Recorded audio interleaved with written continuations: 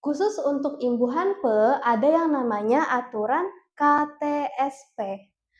Maksud aturan KTSP di sini adalah jika kata yang berawalan huruf K, T, S atau P akan melebur atau hilang jika bertemu imbuhan pe.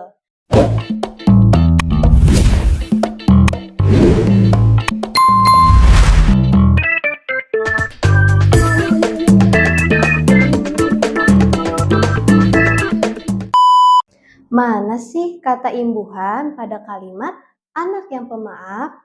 Mau tahu? Bahas bareng Mega Bimbel yuk!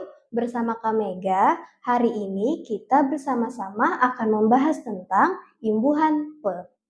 Nah, sebelum membahas imbuhan pe, maka kita perlu ketahui apa itu imbuhan.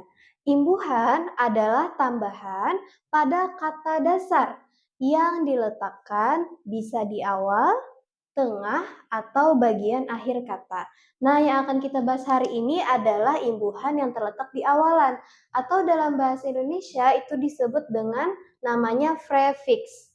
Khusus untuk hari ini, prefix yang akan kita bahas adalah pe. Nah, khusus untuk imbuhan pe ada yang namanya aturan KTSP. Maksud aturan KTSP di sini adalah jika kata yang berawalan huruf K, T, S atau P akan melebur atau hilang jika bertemu imbuhan pe. Biar lebih jelas, mari kita sama-sama bahas contohnya. Nah, yang pertama aturan KTSP adalah jika huruf kedua dari kata dasar berawalan KTSP adalah huruf vokal. Nah, huruf vokal kalian perlu ingat, huruf vokal itu ada 5. Huruf A, huruf I, huruf U, huruf E, atau O. Atau dibacanya A, I, U, E, O. Contohnya di sini ada kakak tulis imbuhan pe ditambah kata dasarnya adalah karang. Nah, ini kan ada di kata dasar ini awalannya huruf K, berarti kita bisa pakai aturan KTSP. Setelah itu, lihat huruf kedua setelah K adalah huruf A. Huruf A ini merupakan huruf vokal, berarti perubahan yang terjadi adalah, lihat di tabel ini, K akan menjadi eng. Berarti pe ditambah kata dasar karang, K-nya akan kita ubah menjadi eng. Sehingga menjadi pengarang. Nah, begitu juga dengan contoh yang kedua. Pada imbuhan pe ditambah kata dasar terbit. Kata terbit di sini T-nya kata pertama, berarti bisa kita pakai aturan KTSP. Kemudian lihat kata keduanya adalah huruf E. Huruf E adalah huruf vokal, berarti kalau misalnya imbuhan pe ketemu dengan kata dasar awalannya T dan huruf keduanya adalah huruf vokal, maka T itu akan berubah menjadi huruf N. Nah, perubahannya seperti ini. Akan menjadi penerbit. Nah, kemudian untuk contoh yang selanjutnya sama. Di sini ada huruf S, berarti kita bisa pakai aturan KTSP. Dan huruf keduanya adalah huruf vokal. Berarti ketika, lihat tabel ini, ketika imbuhan P bertemu huruf S akan menjadi huruf N sama Y. Nah, berubahnya seperti ini. Awalnya kata dasarnya sapu, kalau ditambah imbuhan pe, maka akan menjadi penyapu. Nah, begitu juga dengan contoh yang terakhir. Ada awalannya P, berarti kita bisa pakai aturan KTSP seperti biasanya, dan huruf keduanya adalah huruf vokal, yaitu huruf A. Kalau misalnya kata dasarnya awalnya P, maka berubah menjadi huruf M. Nah, di sini kita ubah awalnya P ditambah pandu, maka akan menjadi pemandu.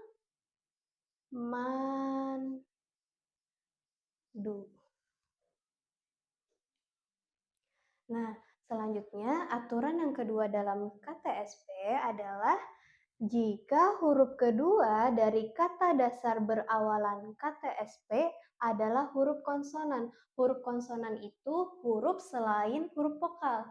Berarti seperti B, seperti C, dan lainnya itu adalah huruf konsonan. Yang penting bukan huruf A, I, U, E, O. Nah, di sini ada contohnya. Imbuhan P kita tambah dengan kata dasarnya protes. Nah, P ini kan adalah awalannya. Berarti P bisa kita masukkan ke dalam aturan KTSP. Kemudian huruf keduanya adalah R. R ini kan bukan huruf vokal, berarti dia adalah huruf konsonan. Nah, ketika bertemu seperti ini, maka ini bisa diubah menjadi pemrotes. Sama perubahannya dengan tabel yang ini. Kemudian contoh yang kedua adalah imbuhan pe kita tambah dengan kata dasarnya program. Nah, ini kita ubah lagi nih. Jadi program. Nah, kemudian ada aturan lainnya tentang imbuhan pe selain dari aturan KTSP. Jadi, imbuhan pe itu tidak berubah jika bertemu kata dasar yang diawali dengan huruf L, M, N, R, W, atau Y. Maksudnya tidak berubah adalah tidak terjadi peleburan atau tidak hilang katanya. Nah, misalnya contohnya di sini adalah kita tambah dengan kata dasar ladang. Nah, ini kan awalnya adalah L, termasuk di sini. Berarti bisa kita tulis peladang. Tidak ada perubahan. Begitu pula dengan contoh yang kedua, yaitu adalah ditambah kata dasarnya adalah menang. Nah, kata awalnya adalah huruf M, yang mana kalau huruf M bisa masuk di aturan ini. Nah, bisa kita tulis pe, me, Nah, kemudian dalam imbuhan pe itu juga terdapat fungsinya. Nah, yang pertama, imbuhan pe itu bisa menyatakan kata sifat. Nah, contohnya di sini adalah pe kita tambah dengan maaf. Nah, masih ingat tidak? Kalau misalnya awalnya huruf M, berarti itu tidak terjadi perubahan. Bisa kita tulis maaf. Nah, kemudian contoh yang kedua adalah imbuhan pe kita tambah dengan kata dasarnya adalah sabar. Nah, kita lihat di sini kata dasarnya diawali dengan huruf S, berarti kita bisa pakai aturan KTSP. Dan huruf keduanya adalah huruf vokal, yaitu huruf A. Berarti bisa kita ubah seperti ini. S-nya akan berubah menjadi huruf N dan Y. Jadinya penyabar. Nah, kemudian fungsi imbuhan pe yang kedua bisa untuk bermakna sebagai pelaku. Contohnya di sini adalah imbuhan pe kita tambah dengan kata dasarnya adalah makan. Makan ini kata dasarnya diawali dengan huruf M. Kalau huruf M berarti tidak terjadi perubahan. Berarti langsung aja kita tulis makan. Nah, kemudian contoh yang kedua untuk yang bermakna sebagai pelaku itu adalah imbuhan pe kita tambah dengan kata tonton. Di sini ada huruf T kata dasarnya. Berarti kita harus ingat pakai aturan KTSP. Kemudian lihat kata keduanya adalah huruf O. Huruf O itu adalah huruf vokal. Berarti kalau huruf T di sini bisa kita ubah menjadi huruf N. Perubahannya berarti penonton.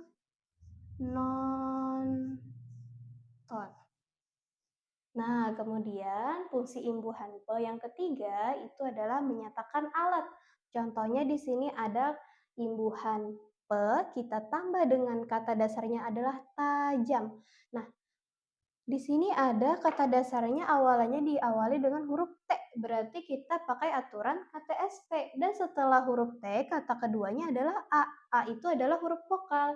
Berarti T ini bisa kita ubah menjadi huruf N. Jadinya penajam.